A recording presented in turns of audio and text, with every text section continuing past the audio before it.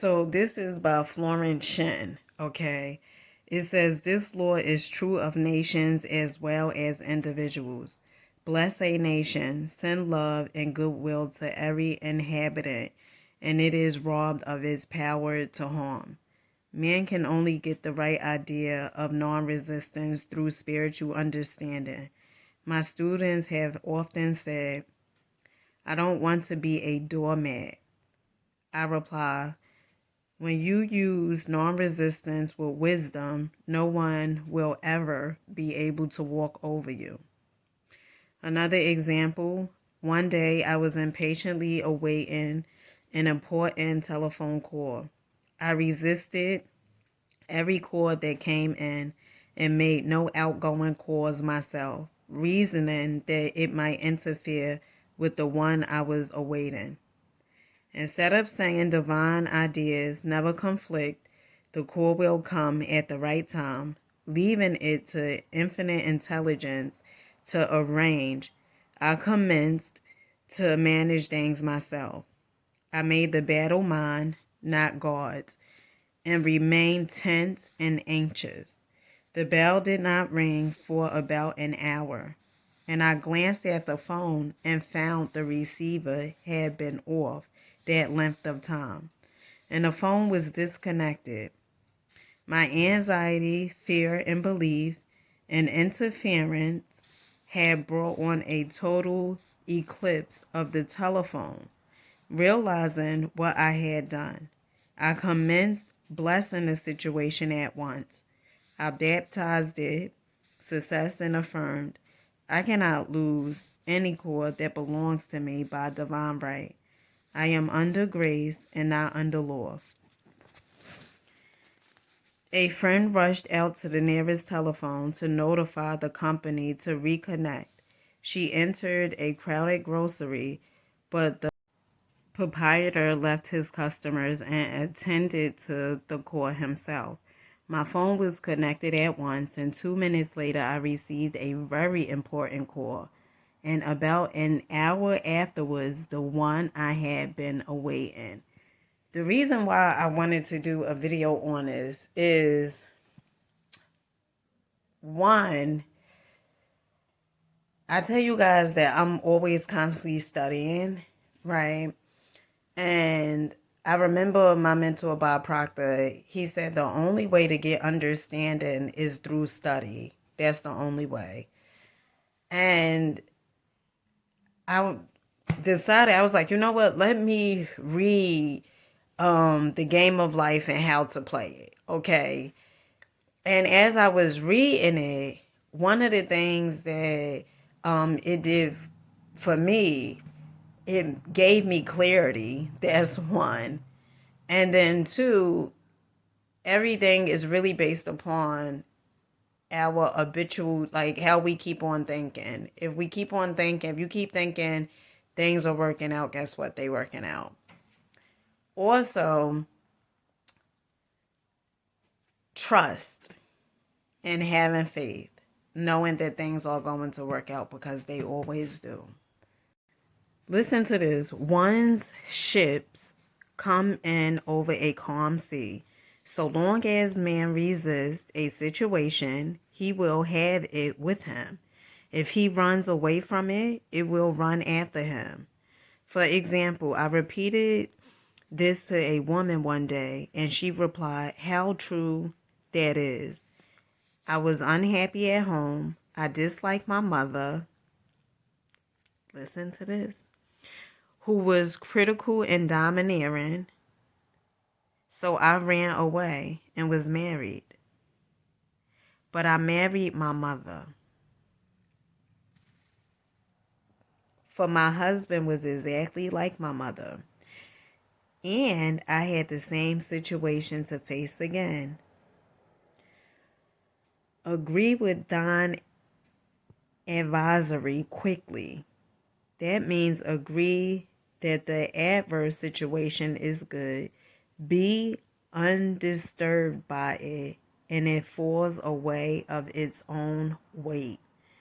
None of these things move me is a wonderful affirmation. None of these things move me.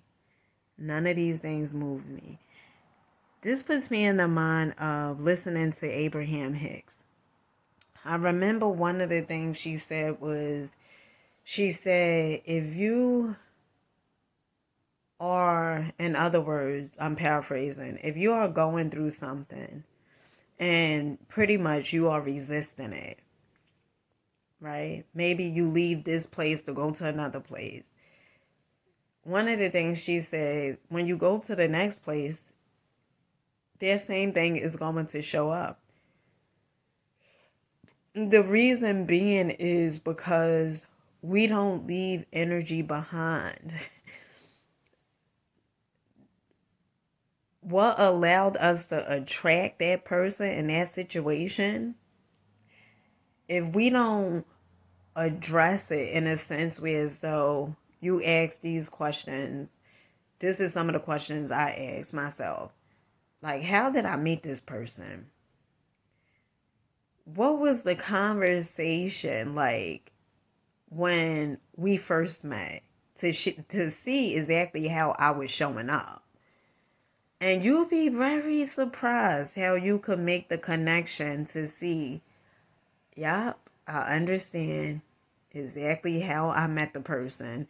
I understand exactly what energy I was putting out. I understand it. And when you understand and when you are aware of it, you don't have to keep on going through the same exact thing. Okay?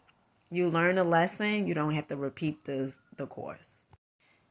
This book is so good. Oh my goodness. It is so good. Listen to what else it says. So we see man's work is ever with himself. People have said to me, give treatments to change my husband or my brother. I reply, no, I will give treatments to change you. When you change, your husband and your brother will change.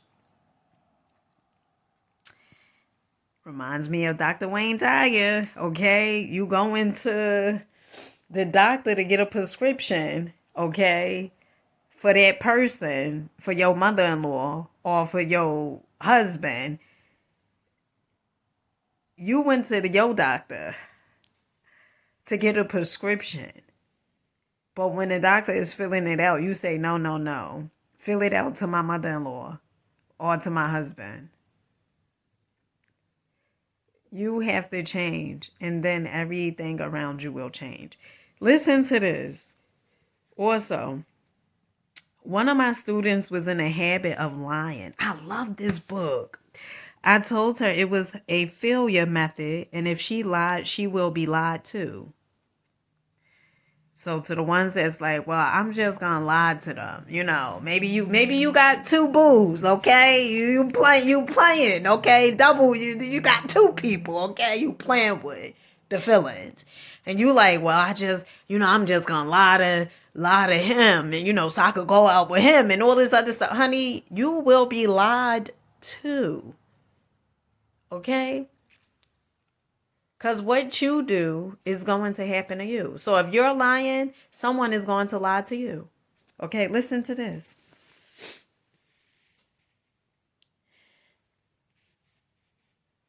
She replied, I don't care. I can't possibly get along without lying.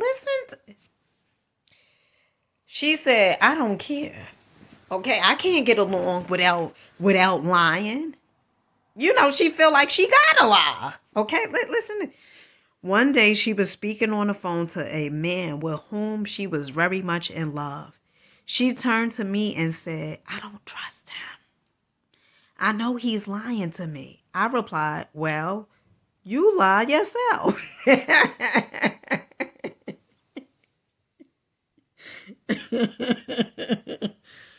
Oh, so someone has to lie to you. And you will be sure it will be just the person you want the truth from. Sometime after that, I saw her and she said, I'm cured of lying. I questioned, what cured you? She replied, I have been living with a woman who lied worse than I did. See, that's why I keep telling you guys, the people that you hanging around, man, you got to be mindful who you be around, okay? Because if they're a thief and you hang around them long enough, honey, you will, next minute, stuff will wind up in your pocketbook and you will be saying, how did it get in there? Honey, you stole it from the damn store, okay?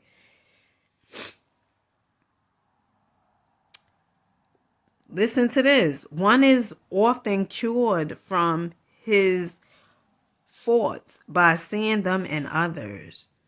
Life is a mirror, and we find only ourselves reflected in our associates. Living in the past is a failure method and a violation of spiritual law. So to the ones you living in the past is a violation to spiritual law, because if you living in the past, okay, those emotions and everything that you had in the past that you haven't gotten over yet, you're just bringing them to the here and now moment, okay? And then remember, the future don't exist. We create the future in the here and the now moment. So whatever happened in the past that you don't want to let go of because you feel, I think sometimes the reason why we may not want to let go of certain things, or why people don't want to let go, because they feel like if you let go of something that probably someone has done to you, right? And I often say people can't do anything without your permission, but I think a lot of times what it is like, well, if I let go so easily of what happened, what occurred, and how this person did me or whatever, is all this is the story that we keep telling ourselves. But the reason you may not want to let it go, because you may feel like, well, doesn't that make me a punk, right? By me letting go. And actually, it doesn't. It actually makes you stronger. And then you may feel like, well, if I let that go, then other people may try me. No, because remember what I said, the lessons that we tend to get from life, when we get those lessons, we don't repeat the course. All right?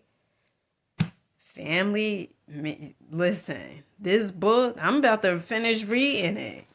Okay? I don't know how many more chapters I got, but this book is good. Quick story. As I am reading Florence Shen book, The Game of Life and How to Play It, this put me in the mind of a time where, as though, okay, I was working at this company, okay, got fired, and the company had denied me for the unemployment, right? And the lady, I had an appointment for unemployment for them to call me. And they called me, but the time that they said they was going to call me, they called me probably about an hour early. Oh my goodness. Honey, I was just a certain type of way, okay? And the guy who I was with at the time was like, like, don't worry. Because I was like, he was like, don't worry about it. Like, they probably will call you back. And I just was like, they may not call me back because they called me. But then it was a part of me that was like, well, they called you early, and a representative knew that the time that she was supposed to call, it was supposed to be like an hour later, right? And so when I let go, right? Because I was like, you know what? They called me early. It's not my fault. I missed the call. She called me before the time, whatever. And when I let go and pretty much like just surrendered and was like, whatever happens, happens. Don't you know? An hour later, the lady from unemployment called me. And I say that to say this. Sometimes we may feel like you may feel like your life isn't working out, right? But I could almost assure you that it is. And a lot of it is really letting go and trusting a process. And when we tend to go through things and grow through things, a lot of it is for us to connect to our higher selves. Because if we don't go through anything, like faith.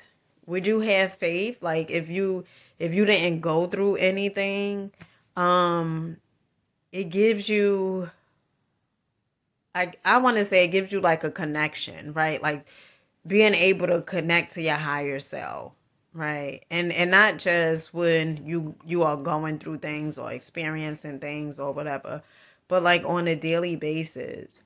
But I really wanted to do this video because if you're a person who have a mind that wanders, because my mind was doing a little wandering tonight, okay?